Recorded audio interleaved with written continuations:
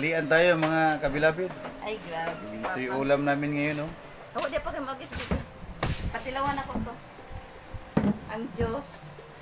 Ayawan ko lang kung kilala ba nyo itong pagkain na ito mga kabilabid.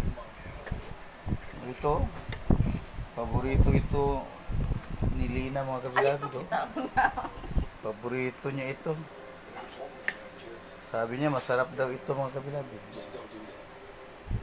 Yung Mas masarap pa ito sa Jollibee. sa Bisaya, galay, Tsaka okra, tsaka yung amahong mga kabilabid, balhin binigyan niya na sa ka na, oh. ng Bombay, limoncito. Ayaw kay taklobi kay dugay yung bugnaw. Bata nga to sa rin. Mm. Ay lang kay taklobi Saka kay. yung katas Dili ito ka mga humang. kabilabid, ginawang sito. Juice. Dal-adrenak. Parang sito talagang lasa. Lagyan mo ng mga 20 pirasong limon. 20 nga sobra. Kapila, ayan piraso? Mga 30 pieces. 30 pieces of lemon mga kabilabid. Ito ang lalabas niya, no? Sito talaga, oh. Sito. May libreng sito ka na galing sa katas ng gulay. O ito sito. 30 pieces of lemon. At mga 5 kutsarang sugar. Walang kaibahan sa ano, mga kabilabid, sa sito.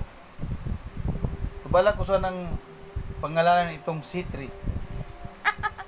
C3 mga kabilabid, ang sarap pala ng C3. C3.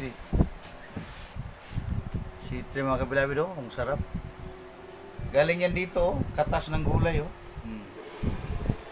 Yan. Inaluan ng 30 pirasong lemon sito. Iba kasi yung lemon. Iba yung lemon sito, di ba? Oh. Sarap daw mga kabilabid, sabi ni Lina. Mas masarap pa ito sa fried chicken ng Jollibee. Kasi may Jollibee dito tapat namin mga kabilabid. Ayaw niyang kumain ng fried chicken ng Jollibee. Mas masarap daw ito. Oh. Mas masarap. Aywan ko kung kasing mahal ito sa fried chicken. Kasi mahal yung kilo ng okra. At saka mahal yung kilo ng kamuti. Mahal yung kilo ng Bombay. Kasing ano lang siguro. Yung fried chicken. Diba?